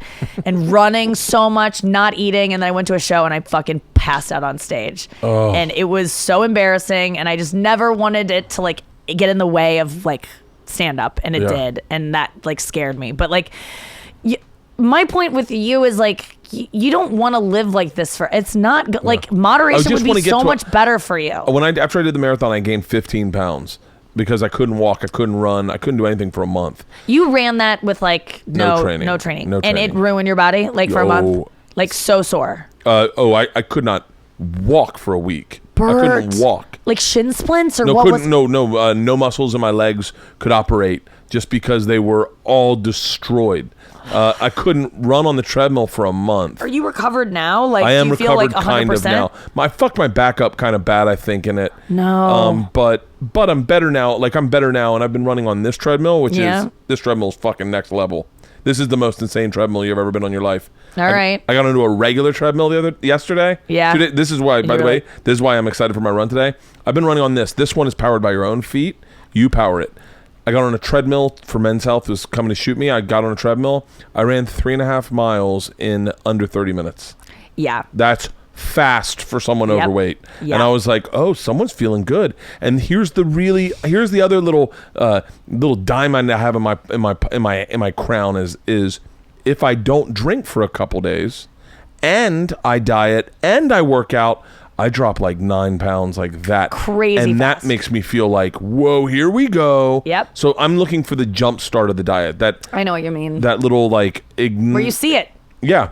Where you see it and you go, okay, this motivates me to like getting that first laugh. You need to get the first laugh, and then you're like, I'm good. You got it. That is, oh my God, Nikki, you might have, it's that beer you take into the shower with you before the date, and you go, you know what? And back in the day, you'd take a cigarette and hold it outside the shower. First hit in the morning. Like, any addiction, that first one, and then you're chasing that first. And that first kiss. Yeah, first kiss. I mean, God damn it, Jebediah. I'll be in the field. I'll be in the field brushing my cow.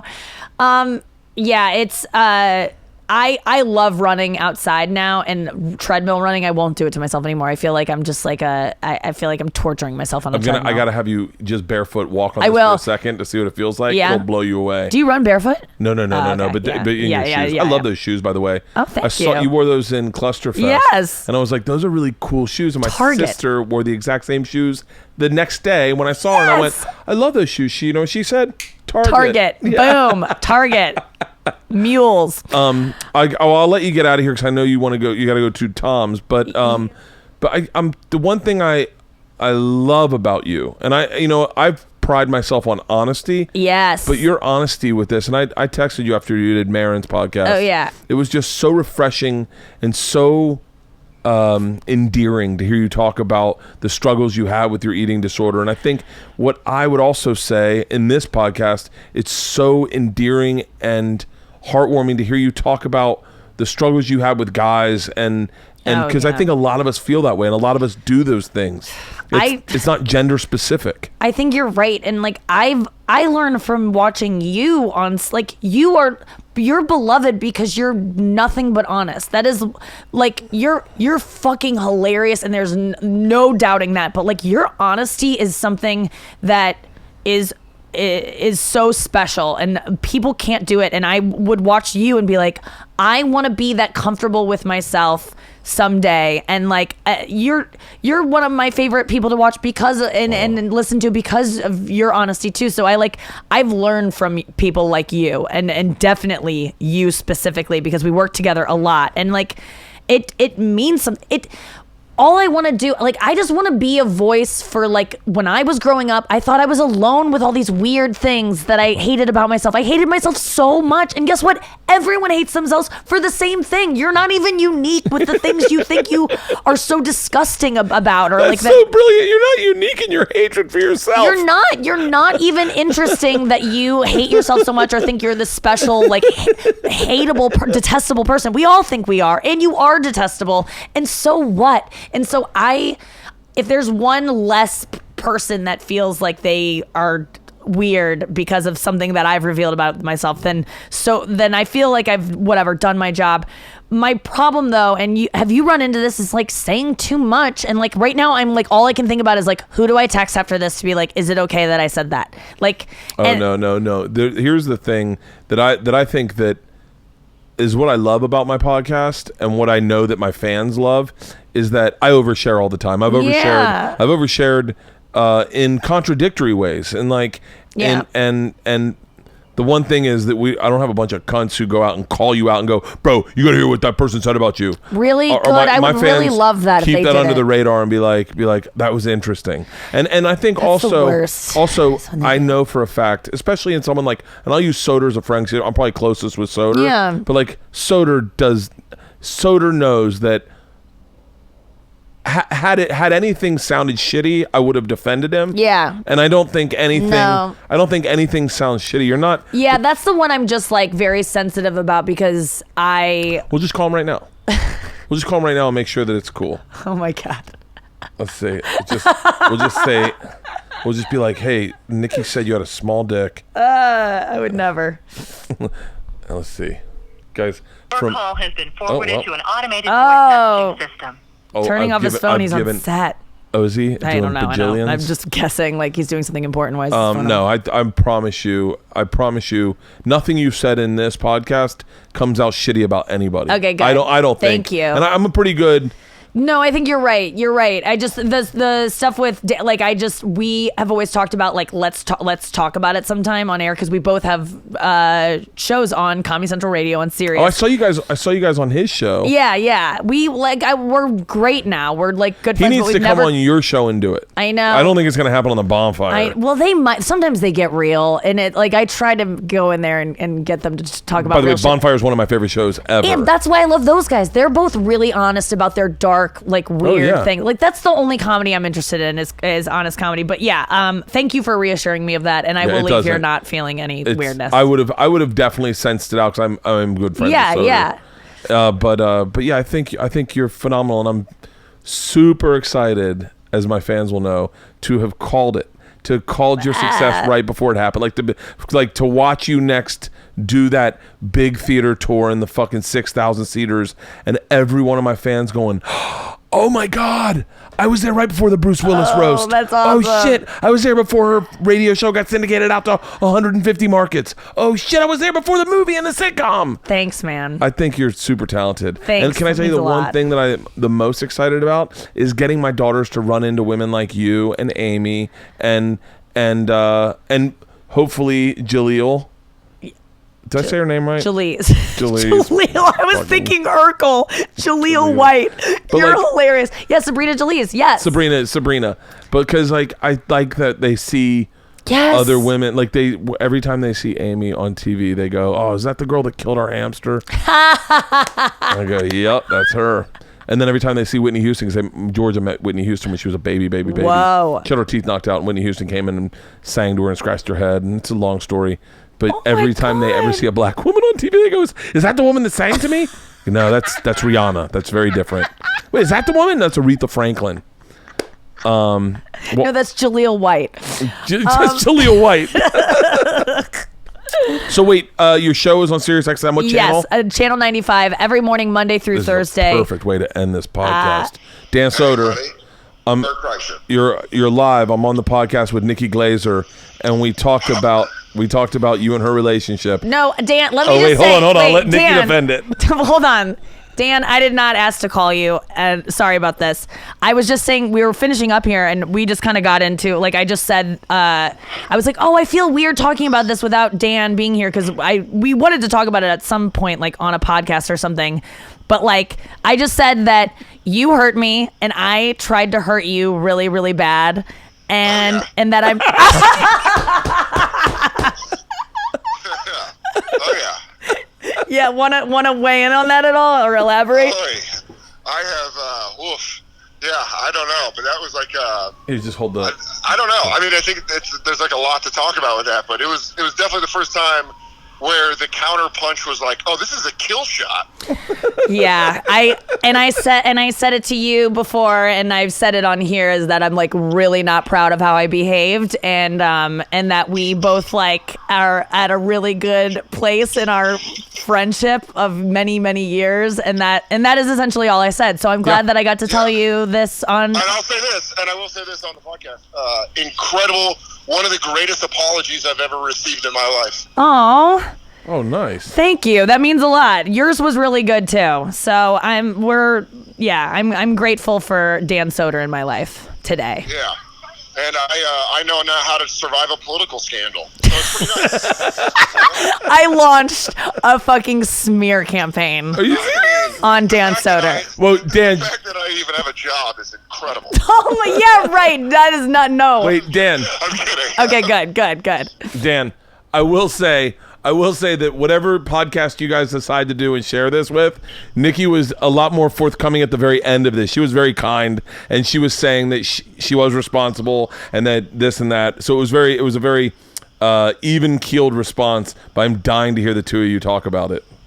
Oh, man. I mean, I'm down to come back on your podcast and have both of us talk about it. Oh, yes. I'm telling you what, I would fucking love that. I would love it. Yeah. Next time we're both therapy with Bert Kreischer.